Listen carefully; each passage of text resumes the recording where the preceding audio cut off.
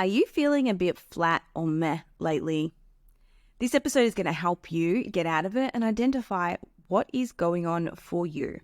Welcome to the What's Eating You podcast. I'm your host, Stephanie, and I'm a psychologist, published author, and public speaker here to educate and validate. Enjoy the show.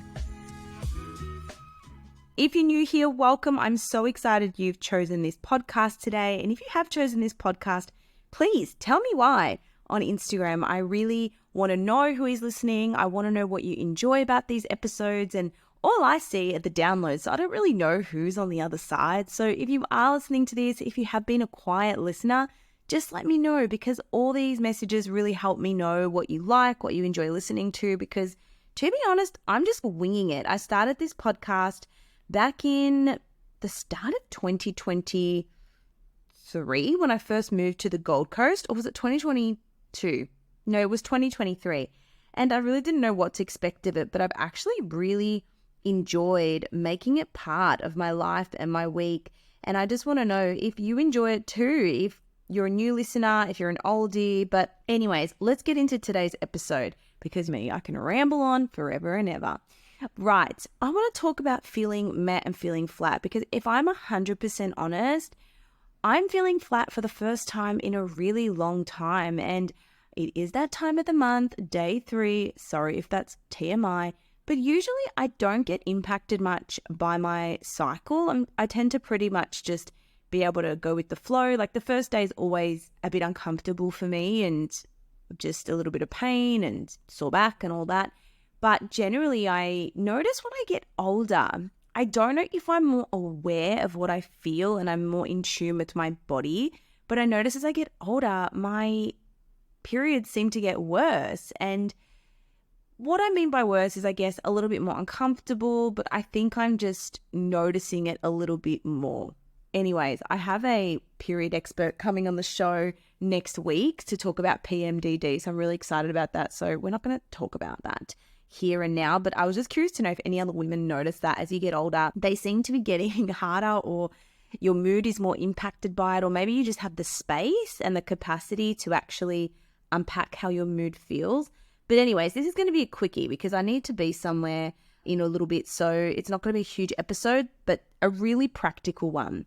So if you're feeling flat, I want you to know that it's really normal to have seasons of feeling a bit meh, feeling a bit flat, feeling a bit disenchanted, feeling a bit disengaged. We are so consumed and so surrounded by stimuluses, our phones, our TV, people on social media, that we think that we need to be doing something all the time. We need to be stimulated all the time. We need to be finding something. And what's really interesting was just 2 weeks ago, I couldn't believe how good I felt. 2 weeks ago, I was like, I can't believe it. Everything's great in my life. Everything's fine. I'm just so stable. I am so stable. And look, I've always been a pretty level-headed person. I use a lot of strategies. I have, worked on a lot in myself. But I remember a few weeks ago, it was the feeling of contentment. I'm not sure what it was, but I just remember turning to my partner. I'm like, I feel really good. I feel like nothing can faze me. I am fully chill vibes. I'm just so chill and easy going. Someone could have come and told me something really intense. Oh my gosh, Steph, someone just hit your car. And I'd be like, cool, man. Let's sort it out. I don't know what it was. Things are going good. I felt really, really pleasant, but I was also just thinking, is this normal? Is it normal to just feel happy all the time and good all the time? And what I realized is, even when things are going good, your brain is programmed to say, how long is this going to last for? You're just waiting for that thing to happen, because if your brain doesn't have a problem to solve, it gets bored. And that's why sometimes we can create problems, or we can create drama, because we want that activation, we want that excitement, we want that stimulus. And the brain does need that. The brain, whilst it craves stability and it craves certainty, it also craves uncertainty, and it also needs not to know the answer to everything. So do know, if you're in a bit of a lull, it's actually a good thing, right? It's not a bad place to be in, but it's a really good time to reflect on what is going on for you. So for me, I've been doing a challenge this week of journaling every single day.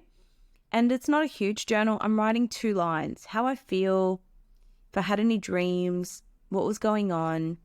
And I can always rely on my good friend to relate my moods and what's going on to astrology. But I'm actually really excited. I've got so many amazing things happening at the moment. Food Freedom has just started. I've got a brand new group of amazing women that I'm so excited to work with. And that is something I just want to put all my effort, all my energy into, because I am so passionate and I just am amazed by the results that people do get from this program, and it's just getting better and better. So if you've been listening to this, if you've been on the fence, if you're still struggling with your relationship with food, please click on the link below, book a one-on-one call, and let's chat about it. Right, low mood. The first thing you got to figure out is, when did you start feeling flat? Did it coincide with any events in your life or anything that was happening? For me, it was literally just the start of my cycle. And there were a couple of other things niggling. I did get a few frustrating comments on social media this week, and normally it doesn't get to me, but I did have a few videos pop off and do really well on Instagram. And when I say do well, I mean got in front of a lot more eyes. And when that happens, it's great because more people see your content, but it can also be bad because people don't know what you're about, and they see a 30-second video and they think you're making fun of people, they think the worst, they criticize you, which is okay and fine. I'm happy to put disclaimers in there. I'm happy to explain myself. I'm happy to do that. But at the end of the day, there are people who are just on social media to be mean. It does make them feel better. And I've listened to episodes as well where people who are mean on social media have come forward and said, yeah, I was in a really bad place, hated myself, and it just made me feel good. It made me feel good to take it out on someone or write it somewhere or project it. It just does get you a little bit like, oh, man, I'm putting all this work in. I'm filming. I'm trying to help people. And then for one person to be like, another professional with unsolicited advice. It's like, it's not advice.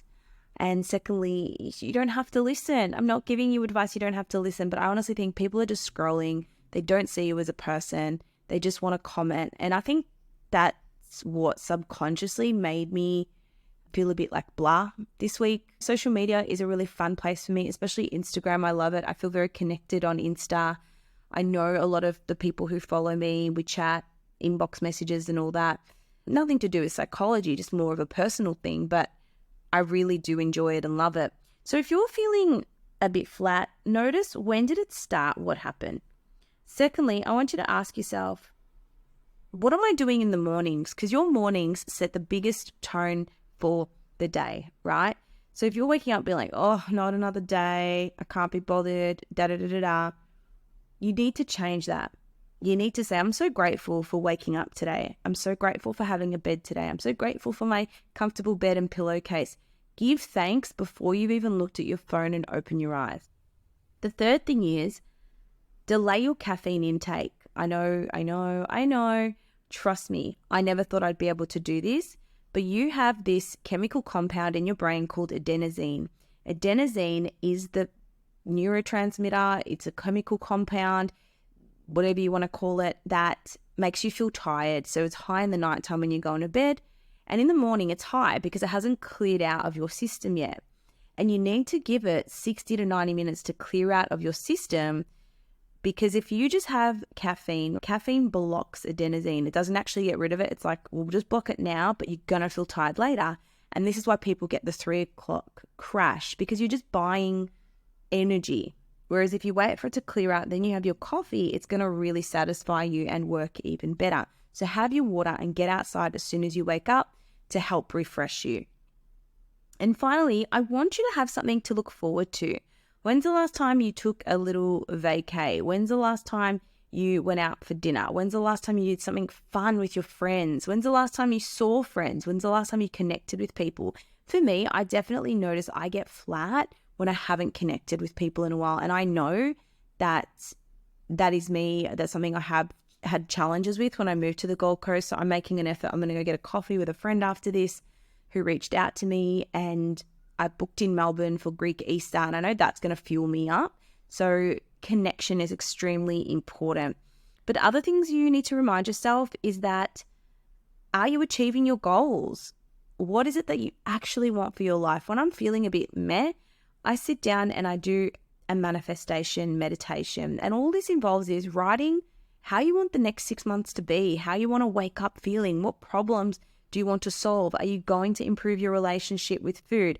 Are you wanting to get into exercise? What is it you really, really want? Because if we're not progressing, we get depressed and we get down and we don't feel good about ourselves. So we need to start putting the wheels in motion to get progress on what we're trying to achieve. So I encourage you to do that. Grab a pen and paper after this episode and just write back, in the next 6 months, I want ... I want to save XYZ. I want to feel happy. I want a good relationship with food. I want to be able to eat out and not feel guilty. Literally write down exactly what you want to attract in your life, because this can be a little bit of a reset when you are feeling a bit blah. And that's something I've done, and it's definitely helped me feel a little bit better. All right, everyone, just a short one today. I hope that can help you. If you want to book a one-on-one, if you want to overcome binge eating, bulimia, improve your relationship with food, you know what to do. The link is below. Have the best day, and thank you so much for being here. I am truly grateful. Thank you for listening to today's episode. I am truly grateful for you being here. If you got something out of today's show, please take a moment to leave a rating or review. To access more resources or support, check out the show notes below. See you next time.